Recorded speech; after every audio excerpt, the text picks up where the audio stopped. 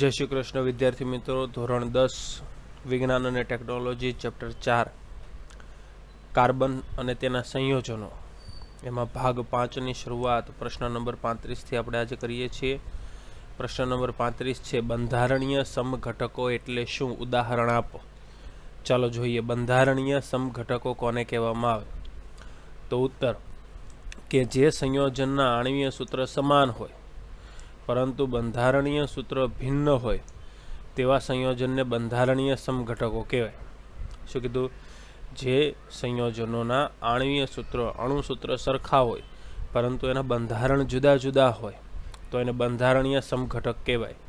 સૌથી પહેલું આપણે ઉદાહરણ લઈએ છીએ બ્યુટેનનું। બ્યુટેન એટલે કે C4H10 આણ્વીય સૂત્ર C4H10 છે પરંતુ બંધારણીય સૂત્ર જુદું જુદું હોઈ શકે। ચલો પહેલું સૂત્ર કયું? તો અહીંયા શોર્ટમાં જ આપેલું છે, નીચે જુઓ CH3 CH2 CH2 CH3।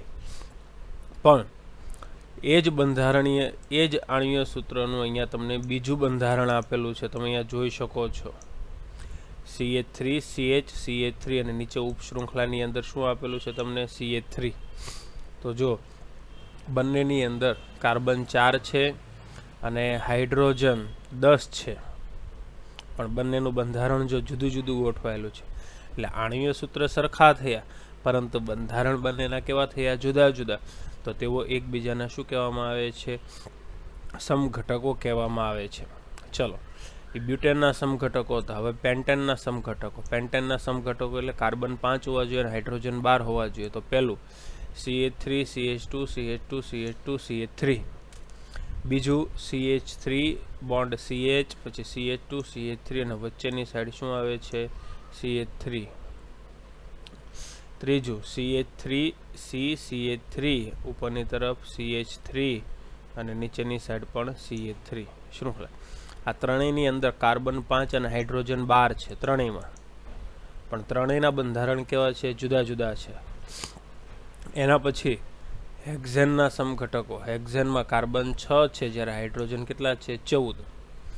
તો જુઓ એનું સૂત્ર CH3 CH2 CH2 CH2 CH2 CH3। બીજું CH3 CH નીચેની તરફ CH3 પછી CH2 CH2 CH3। પછી ત્રીજું CH3 CH2 CH પછી નીચેની સાઈડ CH3 પછી CH2 પછી CH3 પછી CH3 CH નીચેની સાઈડ CH3 પાછું CH નીચેની સાઈડ CH3 પાછું CH3। પાંચમું CH3 C ઉપર પણ CH3 અને નીચે પણ CH3 અને CH2 CH3। તો આ જે ટોટલ 5 બંધારણ આપણે જોયા તો પાંચેય બંધારણની અંદર તમે જોઈ શકો છો કે કાર્બન 6 હતા અને હાઇડ્રોજન કેટલા હતા? 14 હતા। ચાલો એના પછી પ્રશ્ન 38 સાયક્લોપેન્ટેનનું સૂત્ર અને ઇલેક્ટ્રોન બિંદુ રચના શું થશે એટલે દોરવાનું છે। સાયક્લોપેન્ટેન, પછી સાયક્લોનો મતલબ રાઉન્ડ અને પેન્ટેન એટલે કે 5 કાર્બન વાળું સૂત્ર। પેન્ટેન N પ્રત્યે લાગે એટલે આલ્કેન થયો, બધા વચ્ચે સિંગલ બોન્ડ, એક એક ઇલેક્ટ્રોનની ભાગીદારી હશે જેનું સામાન્ય સૂત્ર CnH2n છે એટલે કાર્બન જેટલા હોય એની કરતાં હાઇડ્રોજન 2 ગણા હોય તો, અને 2n +2 અહીંયા આવશે પણ અહીંયા જોઈ લઈએ આપણે। ચલો CnH2n જ રહેશે। તો સાયક્લોપેન્ટેનનું આણ્વીય સૂત્ર C5H10 છે। તો તમે જોઈ શકો છો પાંચેય કાર્બનની વચ્ચે અહીંયા જો તમે એક એક ઇલેક્ટ્રોનની ભાગીદારી છે, પાંચેય કાર્બનની વચ્ચે દેખાય છે એક એક ઇલેક્ટ્રોનની ભાગીદારી। પછી દરેક કાર્બન હાઇડ્રોજન સાથે એક એક ઇલેક્ટ્રોનની ભાગીદારી કરે છે, તમે જોઈ શકો છો દરેક કાર્બન હાઇડ્રોજન સાથે એક એક ઇલેક્ટ્રોનની શું કરે છે? ભાગીદારી કરે છે। જો આ સાયક્લોપેન્ટેનનું સૂત્ર થયું। ચલો પ્રશ્ન નંબર 39 તમને કેટલાક સંયોજનો આપેલા છે, એના બંધારણ દોરવાના છે। કોષ્ટક જ જોઈએ। સૌથી પહેલાં કોણ છે? ઇથેનોઇક એસિડ છે। ઇથેનોઇક એસિડનું બંધારણીય સૂત્ર CH3 થયું ને, પછી C નીચે ડબલ બોન્ડ O પછી OH, અથવા ને ટૂંકમાં લખવું હોય તો CH3 bond C double OH। પછી બ્રોમોપેન્ટેન એટલે કે CH3 CH2 CH2 CH2Br, પછી બ્યુટેનોન CH3 C double bond O, પછી CH2 અને CH3, પછી હેક્ઝેનાલ CH3 CH2 CH2 CH2 CH2 CHO હેક્ઝેનાલ. ચાલો એના પછી બ્રોમોપેન્ટેનના સમઘટકો, શક્ય એટલા સમઘટકો બ્રોમોપેન્ટેનના બતાવવાના છે. બ્રોમોપેન્ટેનમાં 5 કાર્બન 12 હાઇડ્રોજન અને 1 બ્રોમિન. તો પહેલાં તો સરળ શૃંખલા CH3 CH2 CH2 CH2 CH2Br, પહેલા કાર્બન ઉપર બ્રોમિન છે એટલે 1 બ્રોમોપેન્ટેન. પછી CH3 CH સાથે Br, CH2 CH2 CH3, બીજા કાર્બન સાથે બ્રોમિન છે 2 બ્રોમોપેન્ટેન. પછી CH3 CH2 CH એની સાથે Br, તો CH2 અને CH3, ત્રીજા કાર્બન સાથે બ્રોમિન છે 3 બ્રોમોપેન્ટેન. ચાલો એના પછી પ્રશ્ન નંબર 40, નીચે દર્શાવેલ સંયોજનનું નામ તમે કેવી રીતે આપશો? હવે નીચે દર્શાવેલ સંયોજનનું નામ, ચલો ધ્યાન આપો. તો પહેલું સંયોજન કોણ છે? CH3 CH2Br. તો એનું નામ, એમાં બ્રોમિન છે અને 2 કાર્બન એટલે ઇથેન અને બ્રોમિન છે એટલે શું બોલાય? બ્રોમો ઇથેન એનું નામ થયું. બીજું સૂત્ર CH2, C સાથે 2 H છે અને ડબલ બોન્ડ કરીને O છે, 1 કાર્બન અને આલ્ડીહાઇડ CHO છે. આલ્ડીહાઇડનો આલ પ્રત્યય લાગે ને 1 કાર્બન માટે મિથેન લાગે, તો મિથેન પાછળ આલ પ્રત્યય લગાડો એટલે શું બની જશે? મિથેનાલ બની જશે. ચલો એના પછી ત્રીજું CH3 CH2 CH2 CH2 C triple bond CH, total 6 carbon એટલે હેક્ઝેન. એમાં પહેલા કાર્બન ઉપર ટ્રિપલ બોન્ડ એટલે આલ્કાઇન માટે આઇન પ્રત્યય લાગે તો શું બોલાય? હેક્ઝ1 આઇન, અથવા શોર્ટમાં શું બોલાય? હેક્ઝાઇન. ચાલો હવે એના પછી પ્રશ્ન નંબર 41, કાર્બન સંયોજનના મુખ્ય રાસાયણિક ગુણધર્મો અને તેની પ્રક્રિયાઓના ફક્ત નામ જણાવો. કાર્બન સંયોજનના મુખ્ય રાસાયણિક ગુણધર્મ, તેની પ્રક્રિયા અને પ્રક્રિયાના નામ જણાવવાના છે. ઉત્તર, તો કાર્બન સંયોજનના મુખ્ય રાસાયણિક ગુણધર્મ નીચે મુજબ છે. પહેલો રાસાયણિક ગુણધર્મ દહન, પછી ઓક્સિડેશન, ત્રીજો યોગશીલ પ્રક્રિયા અને ચોથો વિસ્થાપન પ્રક્રિયા. આ બધી પ્રક્રિયા વિશે આપણે હવે વિસ્તૃતમાં ચર્ચાઓ કરવાની છે.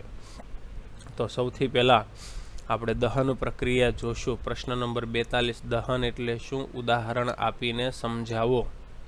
ચલો ઉત્તર, તો દહન એક એવી પ્રક્રિયા છે કે જેમાં પદાર્થને હવા અથવા તો ઓક્સિજનની હાજરીમાં ગરમ કરવામાં આવે છે. શું કીધું? દહન એક એવી પ્રક્રિયા છે કે જેમાં પદાર્થને હવા અથવા ઓક્સિજનની હાજરીમાં ગરમ કરી શકાય એને. અને આ પ્રક્રિયાની અંદર કાર્બન અને તેના બધા જ અપરરૂપો એટલે કાર્બનના 3 અપરરૂપો છે, હીરો, ગ્રેફાઇટ અને કોલસો, એ બધાને હવામાં દહન કરવામાં આવે તો તે કાર્બન ડાયોક્સાઇડ, ઉષ્મા અને પ્રકાશ મુક્ત કરે. ઉદાહરણ જો સમીકરણ છે તે કાર્બન એને ઓક્સિજનની હાજરીમાં શું કરો? સળગાવો, તો શું ઉત્પન્ન થાય? કાર્બન ડાયોક્સાઇડ ઉત્પન્ન થાય અને સાથે ઉષ્મા અને પ્રકાશ પણ ઉત્પન્ન થાય.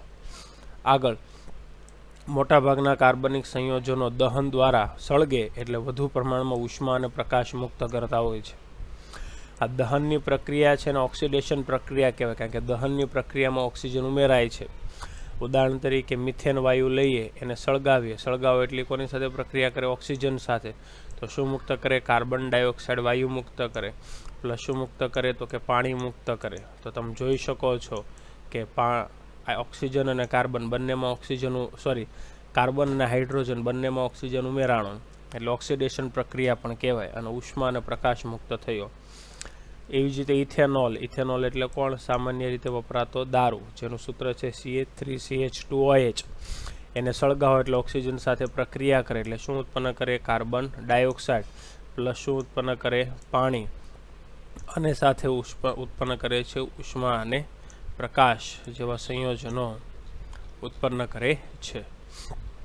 આગળ, તો સામાન્ય રીતે જ્યારે સંતૃપ્ત હાઇડ્રોકાર્બન સળગાવો, સંતૃપ્ત હાઇડ્રોકાર્બન એટલે જે આલ્કેન સંયોજનો છે, જે સંયોજનમાં કાર્બન કાર્બન વચ્ચે એકલબંધ રહેલો છે, તો એને તમે સળગાવો તો એ વખતે કાળા ધુમાડા રહિત જ્યોત આપે. એટલે સળગે ખરા પણ કાળો ધુમાડા ઉત્પન્ન થાય નહીં, કાળા ધુમાડા રહિત જ્યોત આપે.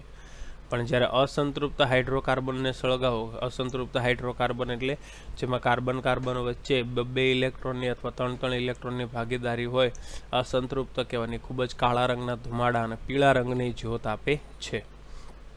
ચાલો એના પછી પ્રવૃત્તિ 4.3. ચલો બહુ સરળ પ્રવૃત્તિ છે. હેતુ એવો છે કે કાર્બન સંયોજનના દહન દ્વારા કઈ કઈ જ્યોત ઉત્પન્ન થાય છે એનો અભ્યાસ કરવો. કાર્બનિક સંયોજનો હોય એને આપણે સળગાવીએ તો એમાંથી કઈ કઈ જ્યોત ઉત્પન્ન થાય એનો અભ્યાસ કરવો. ચેતવણીમાં આ પ્રવૃત્તિમાં શિક્ષકની મદદ જરૂરી છે, ધ્યાન આપો. ચલો વિદ્યાર્થી મિત્રો પ્રવૃત્તિ જોઈએ. તો અમુક કાર્બન સંયોજન જેમ કે નેપ્થેલિન, કપૂર અને આલ્કોહોલને વારાફરતી એક ચમચી ઉપર લઈને સળગાવવાનો. 3 ચમચી લેવાની, એકમાં નેપ્થેલિન, એકમાં કપૂર અને એકમાં આલ્કોહોલ નાખવાનો. પછી આપણે મીણબત્તી ઉપર મૂકવાનું, પછી વારાફરતી એને સળગાવવાનું. અને કેવા રંગની જ્યોત ઉત્પન્ન થાય છે અને કેવો ધુમાડો ઉત્પન્ન થાય છે કે નહીં એ બધાની નોંધ કરવાની. અને જ્યોત ઉપર ધાતુની તકતી રાખવાની. ધાતુની તકતી એટલે ધાતુની પ્લેટ, સળગતી જ્યોત હોય ને એના ઉપર ઊંધી આમ રકાબી રાખી દેવાની તોય ચાલે. અને એ તકતી કે રકાબીમાં નીચે અંદર કયો પદાર્થ ભેગો થાય છે, જમા થાય છે એનું પણ અવલોકન તમારે કરવાનું. ચલો તો અવલોકન જોઈએ.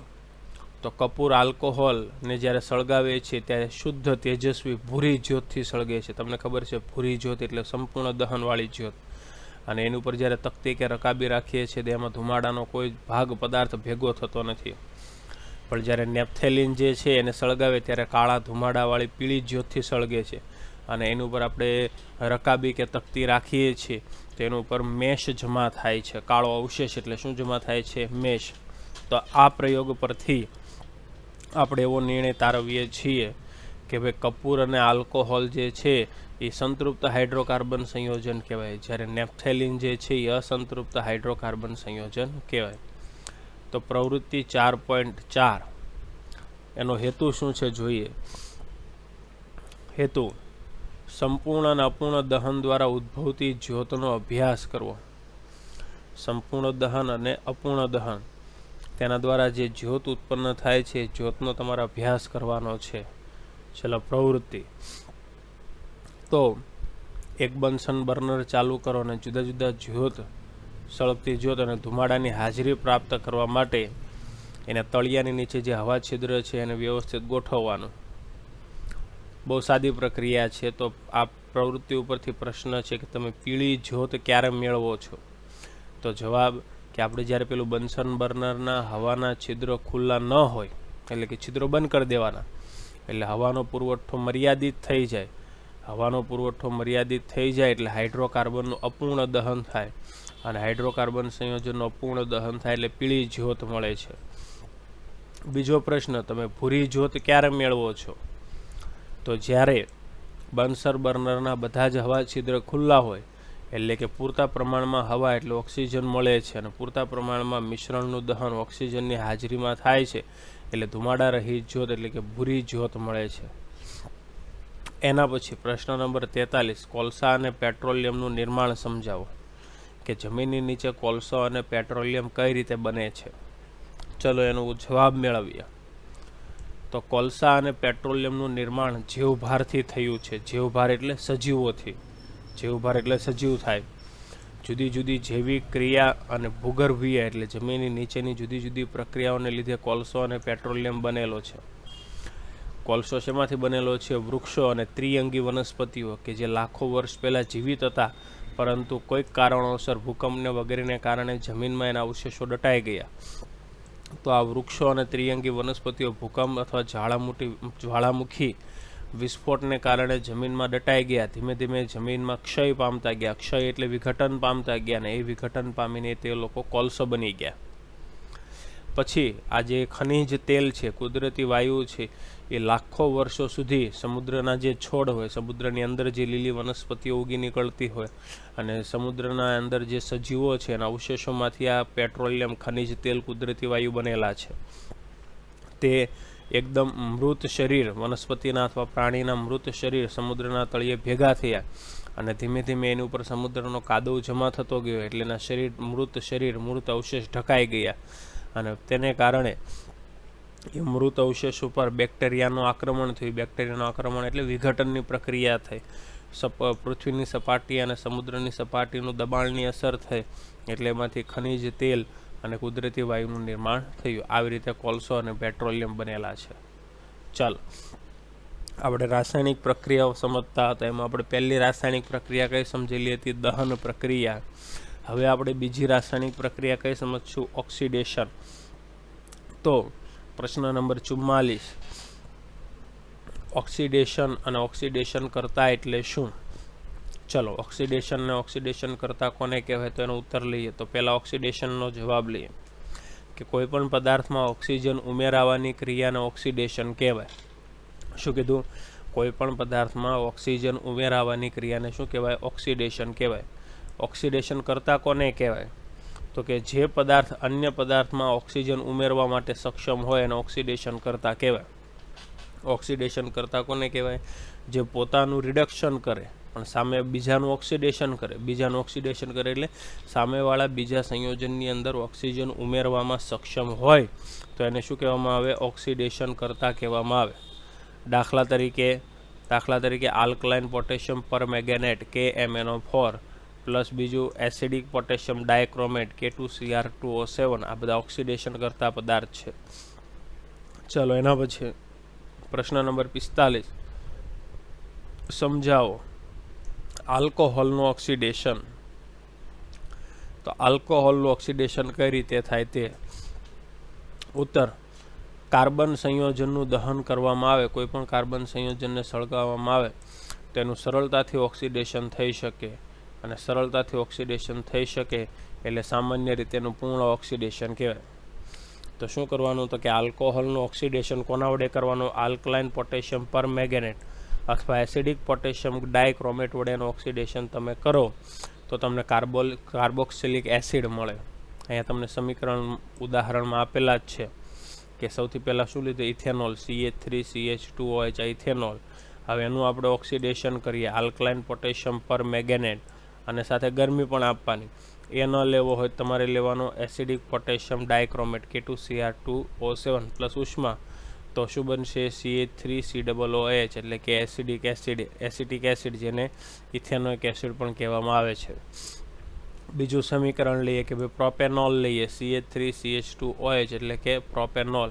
એનું alkaline potassium permanganate KMnO4 plus ઉષ્મા અથવા acidic potassium dichromate K2Cr2O7 plus ઉષ્મા. તો સમીકરણ થઈને બનશે CH3CH2COOH એટલે કે પ્રોપેનોઇક એસિડ. ચાલો એના પછી પ્રવૃત્તિ 4.5 સરળ પ્રયોગ છે.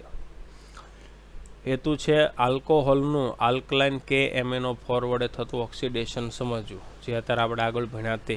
ચલો તો પ્રવૃત્તિ જોઈએ. સૌથી પહેલાં તમારે એક કસનળીની અંદર 3 મિલીલીટર ઇથેનોલ લેવાનું. એની અંદર જળ ઉષ્મક એટલે વોટર બાથમાં ધીમે ધીમે હુંફાળું પાણી એની અંદર તમારે શું કરવાનું? ગરમ કરવાનું. પછી આ દ્રાવણની અંદર આલ્કલાઇન પોટેશિયમ પરમેંગેનેટનું 5% દ્રાવણ ટીપે ટીપે ઉમેરવાનું. તો આ પ્રવૃત્તિના પહેલો પ્રશ્ન કે શરૂઆતમાં જ્યારે પોટેશિયમ પરમેંગેનેટ ઉમેરવામાં આવે ત્યારે શું તેનો રંગ એવો ને એવો જ રહે છે? તો જવાબ, શરૂઆતમાં KMnO4 એટલે કે પોટેશિયમ પરમેંગેનેટ ઉમેરવામાં આવે ત્યારે તેનો રંગ દૂર થાય છે, કારણ કે KMnO4 એ કોણ છે? ઓક્સિડેશન કરતા પદાર્થ છે અને ઓક્સિડેશન કરતા પદાર્થ હોવાથી ઇથેનોલનું શેમાં રૂપાંતર થાય છે? ઇથેનોઇક એસિડમાં ઓક્સિડેશન કરે છે એટલે પોતાનું એનું KMnO4નું રિડક્શન થાય છે અને રિડક્શન થઈને શું બને છે? MnO2. આ પ્રક્રિયાને બેયર કસોટી કહેવાય છે. યાદ રાખજો, એક્ઝામની અંદર એક માર્ક્સમાં પૂછાય. ઇથેનોલનું ઇથેનોઇક એસિડમાં ઓક્સિડેશન થવું, આ પ્રક્રિયાને કયા નામથી ઓળખવામાં આવે? આ કસોટીને કયા નામથી ઓળખવામાં આવે? બેયર કસોટી. ચાલો બીજો, વધુ માત્રામાં પોટેશિયમ પરમેંગેનેટ ઉમેરવામાં આવે ત્યારે તેના રંગ શા માટે દૂર થતો નથી? તો વધુ માત્રાની અંદર KMnO4 પોટેશિયમ પરમેંગેનેટ ઉમેરવામાં આવે તો KMnO4 પ્રક્રિયામાં વપરાયા વગરનો બાકી રહે છે, કારણ કે વધુ નાખી દો તો પછી વધુ પદાર્થની પ્રક્રિયા ન થાય, તેથી KMnO4નો પછી રંગ દૂર થતો નથી, રંગ એવો ને એવો જ રહે છે. એના પછી આગળ પ્રશ્ન નંબર 46 યોગશીલ પ્રક્રિયા. હવે યોગશીલ પ્રક્રિયાવાળા રાસાયણિક ગુણધર્મ શરૂ થાય. 4 રાસાયણિક ગુણધર્મ હતા ને, એમાં સૌથી પહેલાં દહન ભણ્યા આપણે, એના પછી આપણે ઓક્સિડેશન ભણ્યા, એના પછી હવે આપણે શું ભણવાનું છે? યોગશીલ પ્રક્રિયા. તો યોગશીલ પ્રક્રિયામાં પ્રશ્ન નંબર 46 ઉદ્દીપક એટલે શું? ઉદાહરણ આપો. ચલો ઉત્તર. તો ઉદ્દીપક એક એવો પદાર્થ છે કે જે પ્રક્રિયાને અસર પહોંચાડ્યા વગર પ્રક્રિયાને જુદી જુદા દરથી આગળ વધારે તેવા પદાર્થને શું કહેવામાં આવે છે? ઉદ્દીપક કહેવામાં આવે. ઉદ્દીપક એટલે એવો પદાર્થ જે રાસાયણિક પદાર્થ ઉપર કોઈ રાસાયણિક અસર કરતો નથી, પણ તેની હાજરીને કારણે રાસાયણિક પ્રક્રિયા કેવી વધે છે? આગળ વધે છે. ઉદ્દીપક એક એવો પદાર્થ છે જે રાસાયણિક પ્રક્રિયાને કોઈ અસર કરતો નથી, પણ ફક્ત એની હાજરીને કારણે રાસાયણિક પ્રક્રિયા આગળ વધે છે. ઉદાહરણ તરીકે ઉદ્દીપકમાં નિકલ, પેલેડિયમ અને લોખંડ આવે છે. ચલો તો પ્રશ્ન નંબર 47 યોગશીલ પ્રક્રિયા એટલે શું? સમજાવો. ચલો જોઈએ યોગશીલ પ્રક્રિયા. ઉત્તર. તો જે રાસાયણિક પ્રક્રિયા દરમિયાન કાર્બનિક સંયોજનમાં બીજો અણુ ઉમેરવાથી નવું કાર્બનિક સંયોજન બને તો તે પ્રક્રિયાને શું કહેવામાં આવે છે? યોગશીલ પ્રક્રિયા.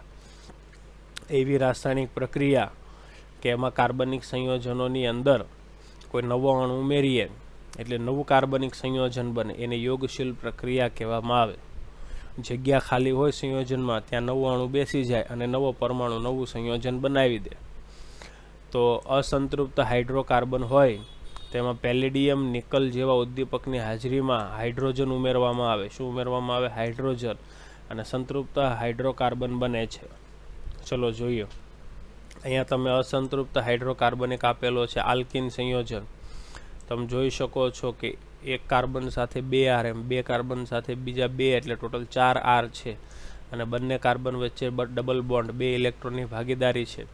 તો એની પ્રક્રિયા નિકલ ઉદ્દીપકની હાજરીમાં હાઇડ્રોજન સાથે કરવામાં આવે તો 2 ઇલેક્ટ્રોનની ભાગીદારી છે, એમાં 1 ઇલેક્ટ્રોનની ભાગીદારી તૂટી જાય, અને 1 ઇલેક્ટ્રોનની ભાગીદારી તૂટી જાય અને 2 જગ્યા ખાલી પડે તો બંને જગ્યામાં ઉપરની તરફ જો હાઇડ્રોજન જોઈન્ટ થઈ જાય છે, એટલે સંતૃપ્ત હાઇડ્રોકાર્બન બની ગયો. અને સંતૃપ્ત હાઇડ્રોકાર્બનને શું કહેવાય? આલ્કેન કહેવાય. ચલો એના પછી બીજું સૂત્ર કે તમે જોઈ શકો છો, કાર્બન કાર્બન વચ્ચે 3 ઇલેક્ટ્રોનની ભાગીદારી છે, એ અસંતૃપ્ત હાઇડ્રોકાર્બન આલ્કાઇન છે, અને બંને કાર્બન ઉપર 1 R ગોઠવાયેલા. R એટલે તમારે કોઈ એક સંયોજન ધારી લેવાનું. R એટલે કોઈ તત્વ કે એવું કોઈ વિશેષ નથી, પણ તમારે એક સંયોજન ધારી લેવાનું, જેની નિકલ ઉદ્દીપક સાથે પ્રક્રિયા થાય છે, અને હાઇડ્રોજન નિકલ ઉદ્દીપકની હાજરીમાં હાઇડ્રોજન સાથે H2 એટલે 4 હાઇડ્રોજન સાથે પ્રક્રિયા થાય તો કાર્બન કાર્બન વચ્ચે રહેલા જે 3 ઇલેક્ટ્રોનની ભાગીદારી, 3 બંધ છે, એમાંથી 2 બંધ તૂટી જાય તો તમે જોઈ શકો છો કે બંને કાર્બન અને 2 R છે, અને બંને કાર્બન વચ્ચે 1 ઇલેક્ટ્રોનની ભાગીદારી છે, અને બંને કાર્બન ઉપર 2 હાઇડ્રોજન છે, જેને સંતૃપ્ત હાઇડ્રોકાર્બન એટલે કે આલ્કેન કહેવાય છે. તો આ પ્રક્રિયાનો ઉપયોગ સામાન્ય રીતે વનસ્પતિ તેલમાંથી વનસ્પતિ ઘી જે બનાવવાનું હોય એને હાઇડ્રોજનેશન પ્રક્રિયા કહેવાય, એની અંદર ઉપયોગ થતો હોય છે. વનસ્પતિ તેલ લાંબી અસંતૃપ્ત કાર્બન શૃંખલા ધરાવે, અને જ્યારે પ્રાણીની જે ચરબી છે એ સંતૃપ્ત કાર્બન શૃંખલા ધરાવે, એટલે વનસ્પતિ તેલ થોડુંક સ્વાસ્થ્યવર્ધક છે. પ્રાણીની ચરબી કરતાં વનસ્પતિ તેલ થોડુંક સ્વાસ્થ્યવાળું છે. સામાન્ય રીતે પ્રાણી જે છે એની ચરબીમાં સંતૃપ્ત ફેટી એસિડ હોય, અને એ સંતૃપ્ત ફેટી એસિડ સ્વાસ્થ્ય માટે કેવું બને છે? નુકસાનકારક બને છે. એટલે ખોરાક રાંધવા માટે સંતૃપ્ત ફેટી એસિડ ધરાવતું તેલ, અસંતૃપ્ત ફેટી એસિડ ધરાવતું તેલ આપણે પસંદ કરવું જોઈએ, જે વનસ્પતિ તેલની અંદરથી આપણને મળતું હોય છે. ચાલો એના પછી ચોથી રાસાયણિક પ્રક્રિયા. આપણે 4 રાસાયણિક પ્રક્રિયા વિશે અભ્યાસ કરવાનો હતો: દહન, ઓક્સિડેશન, યોગશીલ પ્રક્રિયા અને વિસ્થાપન પ્રક્રિયા. તો એમાં પ્રશ્ન નંબર 48 વિસ્થાપન પ્રક્રિયા એટલે શું? સમજાવો. ચલો જોઈએ. તો કાર્બનિક સંયોજનના અણુમાં રહેલા પરમાણુ કે પરમાણુઓના સમૂહનું અન્ય પરમાણુ કે પરમાણુઓના સમૂહ વડે વિસ્થાપન થાય તો એને વિસ્થાપન પ્રક્રિયા કહેવાય. કોઈ કાર્બનિક સંયોજનની અંદર કોઈ અણુ રહેલો હોય અથવા અણુની અંદર પરમાણુ રહેલો હોય તો એ અણુ કે પરમાણુ અન્ય અણુ કે પરમાણુના સમૂહ વડે વિસ્થાપન થતું હોય તો એને શું કહેવામાં આવે? વિસ્થાપન. એટલે છૂટા પાડવાની પ્રક્રિયા થતી હોય તો એને વિસ્થાપન પ્રક્રિયા કહેવાય. જેમ કે જોઈએ કે ભાઈ સંતૃપ્ત હાઇડ્રોકાર્બન છે એ બિન પ્રતિક્રિયાત્મક હોય. બિન પ્રતિક્રિયાત્મક એટલે સંતૃપ્ત છે એટલે એની સાથે એને બીજા કોઈની સાથે જોડાવાની જરૂર જ નથી. એટલે મોટાભાગના પ્રક્રિયકોની હાજરી એની અંદર કેવી હોય છે? નિષ્ક્રિય હોય છે. સૂર્યપ્રકાશની હાજરીમાં હાઇડ્રોકાર્બન સંયોજનની ક્લોરીન સાથે પ્રક્રિયા થાય એટલે ક્લોરિનેશન બોલાય. તેમાં ક્લોરીનનો એક પરમાણુ શું કરે તો કે હાઇડ્રોજનના એક પરમાણુને દૂર કરે અને શૃંખલાની અંદર દાખલ થઈ જાય તો આ પ્રક્રિયાને વિસ્થાપન પ્રક્રિયા કહેવાય. સૂર્યપ્રકાશની હાજરીમાં કોઈ હાઇડ્રોકાર્બન સંયોજન હોય તેમાં ક્લોરિનેશન થાય. ક્લોરિનેશન એટલે ક્લોરીન નામનો જે પરમાણુ છે એ હાઇડ્રોકાર્બન સંયોજનમાંથી એક હાઇડ્રોજનને દૂર કરી નાખે, એક હાઇડ્રોજનને છૂટો પાડી દે એટલે વિસ્થાપન કરે શૃંખલાનું. વિસ્થાપન પ્રક્રિયા કહેવાય. જેમ કે CH4 એટલે કોણ? મિથેન પ્લસ Cl2 સૂર્યપ્રકાશની હાજરીમાં શું બનાવે? CH3Cl, કારણ કે એક હાઇડ્રોજન નીકળી ગયો એની જગ્યાએ Cl બેસી ગયો એટલે ક્લોરોમિથેન, અને એક ક્લોરીન સાથે એક હાઇડ્રોજન બેસી ગયો એટલે હાઇડ્રોજન ક્લોરાઇડ. આવી રીતે આ એકદમ નાનું સંયોજન CH4 હતું, પણ ઊંચી સમાનધર્મી એટલે ઊંચા પ્રકારની શ્રેણી હોય, બહુ ઊંચી શ્રેણી હોય તો એમાં એક કરતાં વધારે નિપજોનું પણ નિર્માણ થતું હોય છે. તેના પછી પ્રશ્ન નંબર 49. ઇથેનોલનું ઇથેનોઇક એસિડમાં રૂપાંતર શા માટે ઓક્સિડેશન પ્રક્રિયા છે? કે ઇથેનોલનું ઇથેનોઇક એસિડમાં રૂપાંતર થાય છે ઓક્સિડેશન પ્રક્રિયા કેમ ગણવામાં આવે? તો ધ્યાન આપો. ઇથેનોલનું ઇથેનોઇક એસિડમાં રૂપાંતર જે થાય છે નીચે પ્રમાણેના સમીકરણથી બતાવી શકાય કે ભાઈ ઇથેનોલ છે તો CH3CH2OH અને પ્લસ એની પ્રક્રિયા કોની સાથે થાય છે? ઓક્સિજન સાથે થાય છે. કોની હાજરીમાં? આલ્કલાઇન પોટેશિયમ પરમેંગેનેટ સાથે ઉષ્મા અથવા એસિડિક K2Cr2O7 એટલે પોટેશિયમ ડાયક્રોમેટ. તો ઇથેનોઇક એસિડ બને CH3C double bond O bond OH ethanoic acid plus શું બને છે? H2O પાણી. તો આ પ્રક્રિયામાં પ્રક્રિયક ઇથેનોલ એક ઓક્સિજન પરમાણુ ધરાવે છે, જ્યારે નિપજ ઇથેનોઇક એસિડ 2 ઓક્સિજન પરમાણુ ધરાવે છે. આમ આ પ્રક્રિયા દરમિયાન ઓક્સિજનનો અણુ ઉમેરાય છે. ઓક્સિજનનો અણુ ઉમેરાતો હોય એટલે આ પ્રક્રિયાને શું કહેવાય? ઓક્સિડેશન પ્રક્રિયા કહેવામાં આવે. પ્રશ્ન નંબર 50. ઓક્સિજન અને ઇથાઇનનું મિશ્રણ વેલ્ડિંગ માટે સળગાવવામાં આવે છે. શું તમે કહી શકો કે ઇથાઇન અને હવાના મિશ્રણનો ઉપયોગ કેમ નથી થતો? ઇથાઇન અને ઓક્સિજનનું મિશ્રણ લેવામાં આવે, સામાન્ય બીજી હવા ન લેવામાં આવે. કેમ? તો ધ્યાન આપો. ઇથાઇન એ અસંતૃપ્ત હાઇડ્રોકાર્બન સંયોજન છે. ઇથાઇન અને હવાનું મિશ્રણ ભેગું કરવામાં આવે અને સળગાવવામાં આવે તો એકદમ કાળા ધુમાડાવાળી પીળી જ્યોત આપે. કાળા ધુમાડાવાળી પીળી જ્યોત આપે એટલે એને અપૂર્ણ દહન થાય, અને અપૂર્ણ દહનને કારણે ઉષ્મા ઓછી ઉત્પન્ન થાય, અને ઓછી ઉષ્મા ઉત્પન્ન થાય એટલે વેલ્ડિંગ માટે જરૂરી ઉર્જા મળતી નથી. એટલે ઇથાઇન જે છે એને હવાના મિશ્રણનો ઉપયોગ નહીં કરવાનો, પણ ઓક્સિજનનો ઉપયોગ વેલ્ડિંગ માટે કરવામાં આવે. એટલે જ્યારે ઇથાઇનનું ઓક્સિજન સાથે દહન કરવામાં આવે તો સંપૂર્ણ દહન થાય, અને સંપૂર્ણ દહનથી ઉષ્મા વધુ મુક્ત થાય, અને વધુ ઉષ્મા જે મુક્ત થાય છે એ જરૂરી ઉષ્મા વેલ્ડિંગ માટે હોય છે. આથી ઇથાઇન અને ઓક્સિજનનું મિશ્રણ વેલ્ડિંગ માટે કરવામાં આવે છે. અહીંયા સૂત્ર છે કે ethyne CH double bond CH એની કોની સાથે પ્રક્રિયા કરવામાં આવે છે? સળગવા ઓક્સિજન સાથે. તો પ્રક્રિયા થઈને કાર્બન ડાયોક્સાઇડ, પાણી, ઉષ્મા અને સાથે શું ઉત્પન્ન થતો હોય છે? પ્રકાશ ઉત્પન્ન થતો હોય છે. ચાલો, તો વિદ્યાર્થી મિત્રો, આજનો આપણો લેક્ચર જે છે તે અહીંયા પૂરો થાય છે. આ ચેનલને સબસ્ક્રાઈબ કરી આપો, વિડીયોને લાઇક કરો, કોમેન્ટની અંદર તમે જે શાળામાંથી વર્ગમાંથી હાજરી નંબર સાથે લખી આપો, અને આવનારો જે ભાગ છે આવતીકાલે યુટ્યુબ ઉપર લોન્ચ કરવામાં આવશે.